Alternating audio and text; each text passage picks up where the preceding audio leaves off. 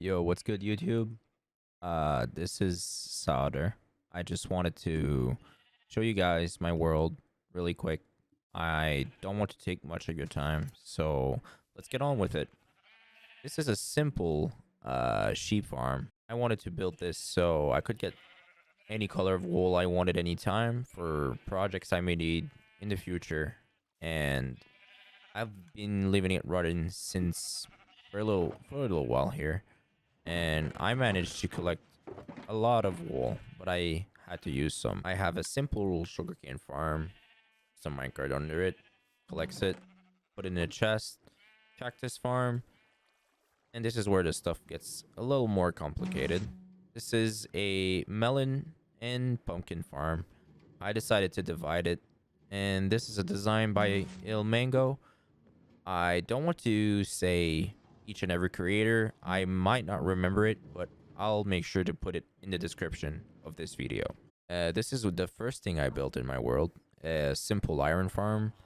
I want to upgrade this in the future because I use a lot of iron for my contraptions, and just this won't do it. Even though it's in my spawn chunks and it always works, I pretty much use it right off the bat. Uh, Speaking of stuff I made when I first started the world, this is my villager breather with villager trading hall here. This is where I got most of my gear and my books when I started off, and it's been really useful. I want to upgrade it in the future and make a shell around it because this is just like out in the open right now and it looks ugly, but it's been quite useful for me. I had this simple mob farm to get my experience in the beginning. So you just need to stand up here. All the mobs spawn up there. They end up in the water sources, drop down. It's not the fastest mob farm, but it works very great to get gunpowder and stuff in the beginning. Really useful. And then I went on bigger projects. I built this concrete maker. This is a design by a logical geek boy. Very efficient, doesn't cost a lot of materials, and it's been extremely useful for all the concrete powder making that I need to use for my projects. And then right next to that, there's my tree farm. I don't remember from who I picked this design from, but it does oak, spruce, birch, and jungle. Works extremely well. I just needed a way to furnish it with bone meal, which was a problem of mine at the start of my world. So I decided to build this bone meal farm. This is a design by Il Mango. Works extremely well. I can turn it on for you guys just to show you how it works. So it makes all the moss blocks, pushes it down the middle. It makes a lot of noise actually. Let me turn it off. They all get funneled down into a bunch of composters. Then they all get sent in the water. And this is actually a pretty clever way of using sea pickles. They hit the sea pickle, which makes it so they're half on the ice and half in the air. So whenever the hoppers and the dispensers below here need bone meal, it fills it up as it goes. And same here, same technique used for the honey blocks because they're not technically full blocks. And it creates more bone meal than it uses, so all the overflow goes in the overflow chest. That's pretty much it for my start area per se. This is a small compact vegetable farm, and I also made this chicken farm which produces a little bit of chicken. This was also a really good source of food in the beginning. I'm gonna move on, and then I moved on a bigger project. This is a shulker farm by Il Mango. So you have all the extra shulkers here, which are just waiting in the nether because it happens most of the time. This is a new mechanic. Whenever a shulker shoots itself with his own projectile, they try to dupe themselves and the main shulker per se always stays in the same area, which is right there. And yeah, this is what the farm looks like. Very long to make. You need to spawn proof all these areas. So, well, not spawn proof, but you need to make it so that the shulkers can't teleport onto those blocks on the outside of the farm. Works quite well to the point where I left it running for a day, and I'm not gonna need to run this farm ever again. I don't think. I would be extremely surprised if I did. Then I built this gas farm. I believe this is a design from Shulkercraft. You just need to stand up here and it does all the work for you. The gas spawn, they get sent to the overworld. They end up in a chamber with wither roses and they die and give you gas tier and whatever you may need. Up next, we have a raid farm. This is just the first villager outpost that I found. This is so I can find a pillager with a banner on its back more easy. This is why I built it up in the sky. You kill one of those guys, and then you go to the raid farm. This is a design by Logical Geek Boy. It's a very clever design. Uses boats for the in case the Vindicators want to spawn a Vex. They get trapped in the boat. You just need to stand here and swipe your sword away. It's just at the perfect height so that the villager don't know that you're still in the village. So they spawn all the raid waves at the same time. They all get funneled down here. The Ravagers die to the lava up there. And it's a very continuous farm. You just need to fall down this hole. You go back up again. You keep getting bad omens. So it works quite well. Especially for getting Totems of Undying, Emerald, Redstone. I really just want to glance over everything. I won't show too much in detail. So it's a simple design by a Logical Geek Boy once again. With sweepers, this is just like flying machines. It sweeps the witches in the hole and they all get funneled up into this tube right there. And I'm sorry for the ticking noise. This is for the overflow. I could not find a better way, and let me just remove that for now. So yeah, basically the witches get funneled up here. You're just sitting here and you're swiping your sword away. You can have an auto clicker or whatever. You can have the looting effect. This is why I have a regeneration beacon, so that you can stay up here without being afraid to die. Especially in a hardcore world, it's a very scary thing to stay AFK. And as I said, you got redstone, glowstone, and all those stuff right here, which can be extremely useful. Up next, we have the gold farm. This is a design by Il Mango. This is the single best way to get experience in my world. You have these pigmen standing on each corner, which makes them always think that they're angry at me. So they rush here. They land in this bunch of minecarts. There's 24 minecarts in each direction. And with that, it makes entity cramming. So they take entity cramming damage, die, and while they're getting entity cramming, they give me experience. This is the way it works. I make all the items drop in the cobweb, so they always fall down only one block, because if I would just shoot it straight from this dropper, the items have a chance to wander to the left or to the right, and I could lose very good loot. Obviously, with item filters, you have all the nuggets you can get and ingots. So as you can see, this is an Oglin farm. Hoglins have a very specific way of being afraid of these warp fungus.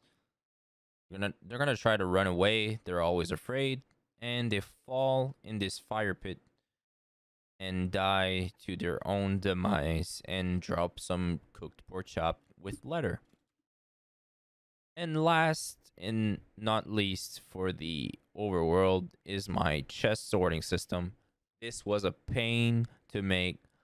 I I always think this is like very easy to do, but this was one of the hardest tasks I ever had to do. This is by no means done at all. I had apparently this light is turned off for some reason. Either way, this sorts 300 items, or was supposed to sort 300 items, but me being me, I built the trenches too close to each other. So I had to sacrifice 4 spots or 2 spots on each side of these 2 row. And it happens to be here, which I'm not really a big fan of it, but I'm gonna use it to store dyes or stuff that's not really like worth having a full chest of. This entire thing under those slabs are soul sand, and I have soul speed on my boots, which I never acknowledge. I forgot to tell you guys. I rolled back to version 1.14, which is why I have this very OP armor here. This has a shulker box, and you can just drop off your shulker boxes, even though they're all full, whatever. In here, they're all gonna get emptied, put on into the system, and whatever goes through, it goes through all those rows, and it ends up right here. So this is all the stuff that we can't store. We can't sort in the system, and you get all your empty shulker boxes here. And if you just want to input in your items yourself, you can have this throughout those chests. I made sure these are trap chests, so let's say I make a mistake and put my sword, I can still grab it back and put it in my inventory again. This is another set of OP armor I decided to make just in case I accidentally break this one. So yeah, that's pretty much it for this area. I'm proud of it, but I'm not quite proud of what it looks like right now. It just looks like a hole in the ground. Now let me show my end area.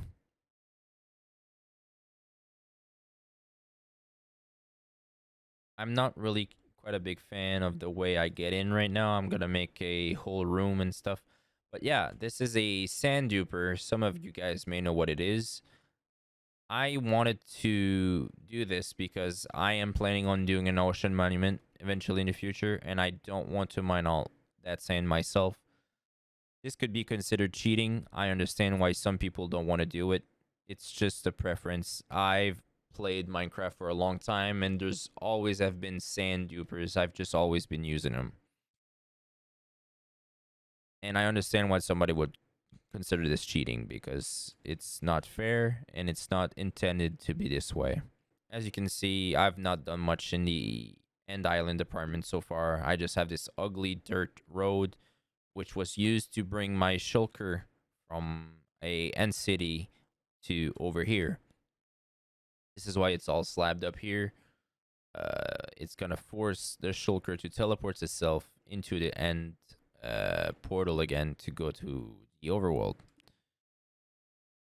The reason why I left it there is I might need it to do the how did we get here challenge achievement.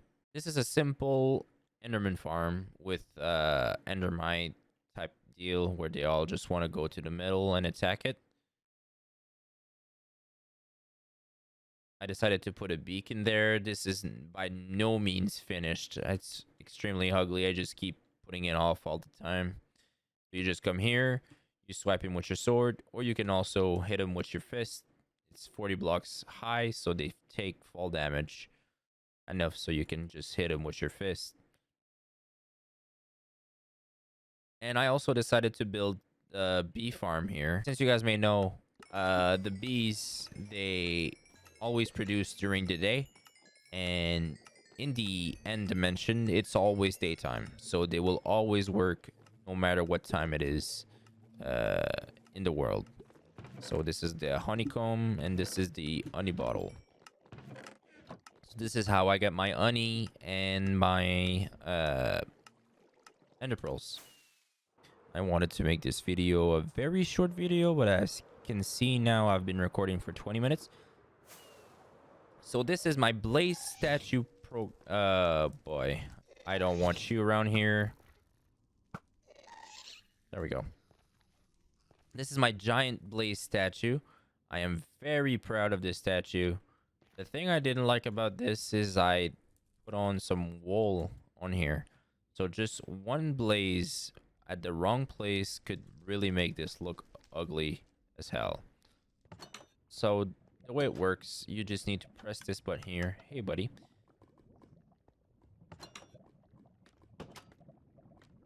And the lava turns off. The Blaze spawn up here. They fall down in this area when the lava clears out. We use a particular trick. As you can see, you may wonder why the Blaze just go in the corner randomly, but it's not random. Blazes like to wander around to places where other than where they spawn. So this is a particular way of pathfinding. It uses a logic that mobs can't see trapdoors, whether they think the trapdoors are always open or closed, whatever. And they think they can wander to over here, but they can't. And they just want to go in, and they fall in there, and they stay there. This was discovered, well, I discovered it from Ray's work. I don't know who discovered it. And then I had a problem where entity cramming, when you get more than 24 Blaze in one area or mob, they keep taking entity damage. So this design here, I'm not sure who I took this from. It works really well. Uses a iron pressure plate. After a certain amount of Blaze fall down in this hole, we may see what happens in a minute here. There we go. The Blaze get pushed in this hole, and they usually stay here until we get the next batch. They all get pushed in this area, and because there's ladder on the side, they think for some reason entity cramming gets canceled, and they can have as many Blaze as we want right here. And whenever I want to close up the farm, I press this button again, lava flows down, they all get pushed towards the trapdoor. The remaining Blaze get all pushed in this corner right here by the lava. So whenever I want to close this, I just push this button, go out, and it closes behind me. If I want to open it again, I just made this fancy button here where I just can try to be cool and flying with my bow, shoot this, and it opens up in the back of his head. This is a very recent contraption. I want to make this look even better. I have many plans for this world. It just keeps on starting. I'm almost at day 1000. This was a very unreal. I just tapped out of my game. Sorry.